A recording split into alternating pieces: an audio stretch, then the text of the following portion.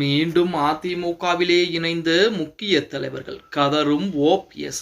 நண்பர்களே, நம்ம போடக்கூடிய வீடியோக்கள் நீங்கள் அதிமுக தொண்டர்களாக இருந்தீங்க அப்படின்னா மறக்காம நம்ம சேனலை சப்ஸ்கிரைப் பண்ணிட்டு இந்த வீடியோக்கு ஒரு லைக் பண்ணிருங்க.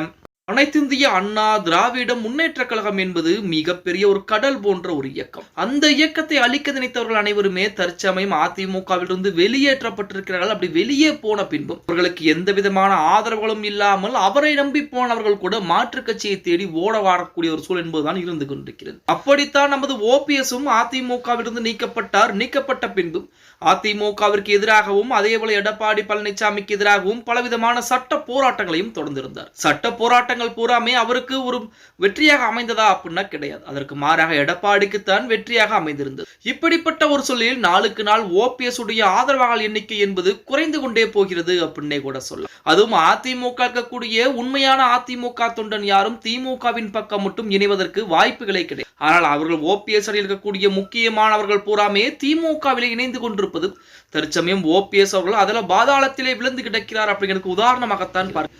இப்படிப்பட்ட ஒரு சூழ்நிலையில் ஓபிஎஸ் இருக்கக்கூடிய முக்கியமான நிர்வாகிகள் தன்னை மீண்டும் அதிமுகவின் கழக அடிப்படை உறுப்பினராக இணைத்திருக்கிறார்கள் அப்படிங்கிற செய்திகள் என்பது ஓபிஎஸ்க்கு மிகப்பெரிய அதிர்வலைகளையும் அதே போல எடப்பாடி தரப்புக்கு மகிழ்ச்சியும் ஏற்படுத்தி இருக்கிறது அப்படின்னே கொள்ளலாம்.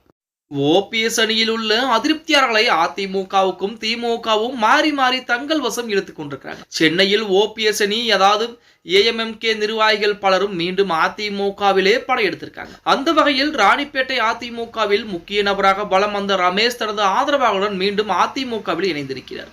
ஓபிஎஸ் அணியிலிருந்து மனோஜ் பாண்டியன் திமுகவிற்கு தாவியதன் காரணமாக தற்சமயம் மனோஜ் பாண்டியனுக்கு ஆதரவு தெரிவிக்கக்கூடிய நபர்களும் அதே போல ஓபிஎஸ்க்கு மிக ஆதரவுகளை தெரிவிக்கக்கூடிய அந்த நபர்களுமே தற்சமயம் அதிமுகவிலே தன்னை மீண்டும் கழக அடிப்படை உறுப்பினராக இணைத்துக் கொண்டிருக்கிறார்கள் அப்படிங்கிற செய்திகள் இணையதளங்களிலே வெளியாகிக் கொண்டிருக்கிறது. அதுவும் ராணிப்பேட்டையில் இருக்கக்கூடிய ஓபிஎஸ் அணியின் முக்கிய நபராக வலம் வந்தவர் தான் ரமேஷ் அவர்கள். அவர் தற்சமயம் அதிமுகவிலே தன்னை மீண்டும் கழக அடிப்படை உறுப்பினராக இணைத்திருக்கிறார் அப்படின்னே கூட சொல்லு. ஓபிஎஸ்ஐ பொறுத்த வரைக்கும் எப்படியாவது அதிமுகவை கைப்பற்றி விடலாம், அதிமுகவிற்கு தலைமை நாம் ஏற்றுக்கொள்ளலாம், அல்லது சசிகலாவை தலைமை ஏற்க வைத்து முதலமைச்சர் பொறுப்பு முக்கிய பொறுப்புகளே நாம் வந்து விடலாம் என சொல்லி பாஜகவுடைய பேச்சை கேட்டு ஏகப்பட்ட வேலைப்பாடுகளை பார்த்தார்.